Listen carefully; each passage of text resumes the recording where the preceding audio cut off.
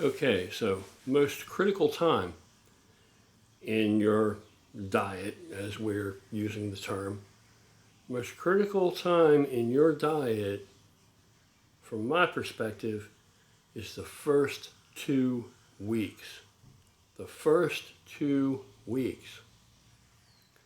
When I put a diet together, one amongst many things I'm going to ask and need to know about. One of the things is, what do you weigh now? Before you begin the diet, what are you weighing? And I need to have, like I've said before, if your scale is not completely 100% accurate, it doesn't matter.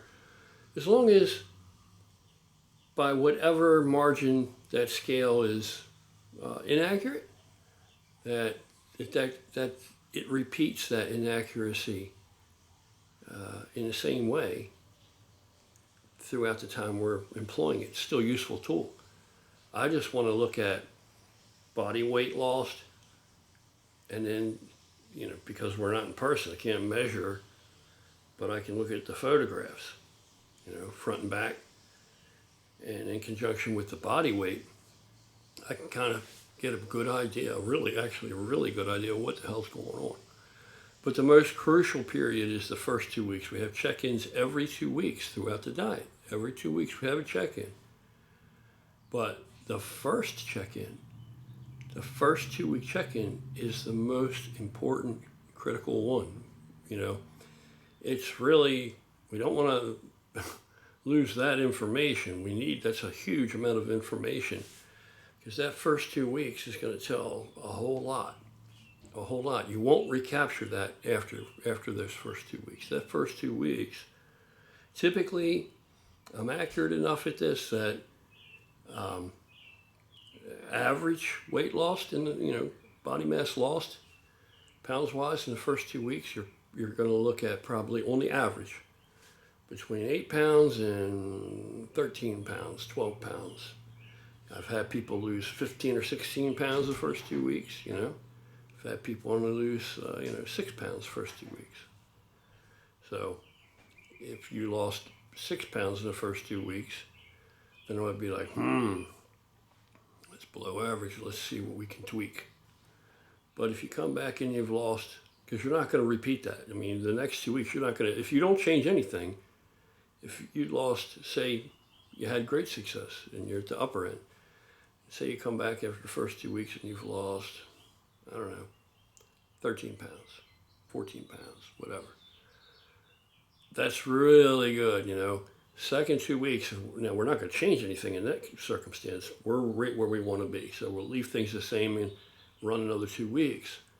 The next 2 weeks, you're not going to be able to repeat that performance. You're not going to lose another, 12 pounds, 13 pounds in that second set of 2 weeks, that 4 week mark. You may have lost, typically I would expect to see something like, and it could be more or less, but if you lost, say, 13 the first 2 weeks, real good, on the money, really changed nothing, then the next 2 week check-in, your second check-in, 4 weeks total, this time you'll probably have a loss of maybe between 6 and 8 pounds, But we're heading to where we want to roll around the typical average, suggested 2 pounds of fat loss a week. Well, I don't want less than that. Now, if I can get 3, you know what I mean? If we get to where we're cruising along and we're making changes, we're doing what we have to do, right? Like if the first week, say you lost the first 2 weeks. Second check-in at 4 week mark, you've lost, 8 pounds, then we're still not going to change anything, because I want to milk everything for all it's worth. Not change anything again, run another 2 weeks. Now say you've lost 4 pounds. Okay, now we're going to change something. Say you lost 5. Now we're going to change something, So we want to end up finding a comfortable place where we're dropping every 2 weeks check-in. We've lost between 4 and 6 pounds. I'm comfortable running about that. 4 pounds is fine. 6 pounds is great. Don't really want to lose more than that after that 2 weeks period of time. Then we're going to begin to incrementally make changes and modifications. Pull foods and plug other foods in. Start to introduce cardio at some point, very slowly, a little bit at a time. Start to add in some liquid L-carnitine, pre-cardio in a fasted state. All these little things to keep it moving along. But literally, I think the thing that is surprising to most people is that most people are surprised and shocked at how much more food they're required to eat. Most people, 80% of the people, they can't eat it all at first. They have to eat up to the diet. And these are people that are carrying around a good amount of body mass. And it's always shocking. They weren't losing weight because they weren't eating enough. They were eating just enough to keep things moving very slow and have the body's preservation, natural fucking defense system come into play where it's going to try to cling to as much as it can because it's not getting enough, you understand? So in that case, we stoke the furnace. How do you make the fire hotter? You stoke the fire. Stoke the furnace, man. And like I said, we're looking for a thermogenic reaction, of course, but we want to initiate that with as few thermogenic foods as possible. That way we always have room to pull foods out and to plug in a more thermogenic option, and that's going to keep it going. So it's not really, there's no vast reduction in calories, that's for sure, because that's the castaway diet. That's the naked and afraid diet. That's how you just starve weight off. And you have to be able to function, and you have to be able to, in the end, you want to look good. You don't want to just look smaller and flabbier. You know what I mean? And then have to build muscle back. You want to try to do more of a recomp. And it's not the elusive, esoteric mystery, that many people think it is. Although many people just completely fuck it up. Keep it simple. And it truly isn't rocket science, but it is science. Yeah, so I just wanted to talk about that.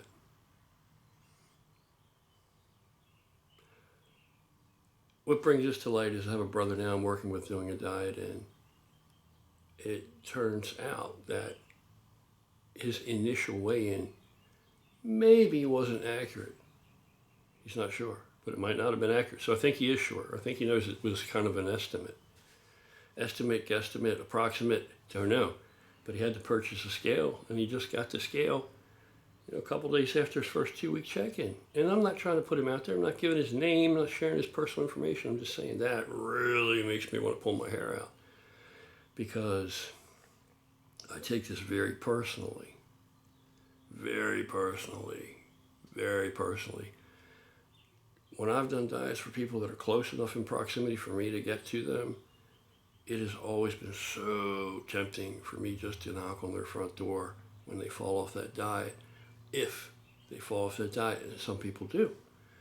If they fall off that diet or they throw in the towel, and when they've been making hell of a good... I had a fucking brother who was making incredible progress, and he just couldn't sustain it. He fell off that diet, not that far into it, but making great progress. Halfway through, he fell off. It was very tempting to go over his house and bang on his door and say, bro, fuck are you doing? What are you doing? What are you trying to do here? You said you wanted to do it. You committed to do it. You ponied up the bucks to do it. There's no quitting. There's no quitting. Blood in, blood out. There's no quitting, man. There's no quitting. But, I just figure, for whatever reason, it's... But I'm tempted many times to do that, to go over and bang on somebody's door and to say, what in the fuck are you doing, homeboy? Back on the son of a bitchin' diet. Back on the fucking diet, man. So I take it very seriously. So in the case I'm referring to now, we've lost this data, man, from the first 2 weeks, and that's not reproducible.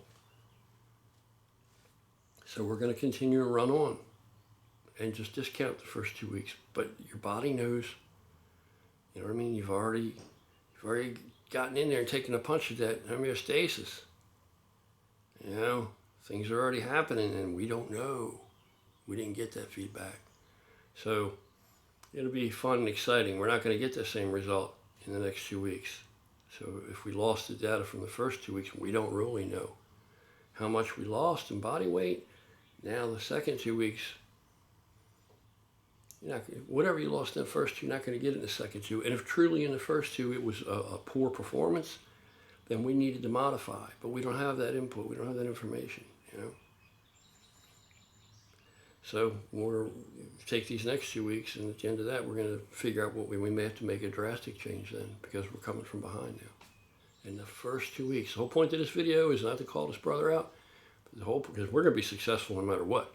As long as he's got that fire in him, he's committed and going for it, we're going to be successful. But I just want to stress to people how critical that first 2 weeks is. Very important. And important that none of this shit is left just happenstance, you know. I'm out.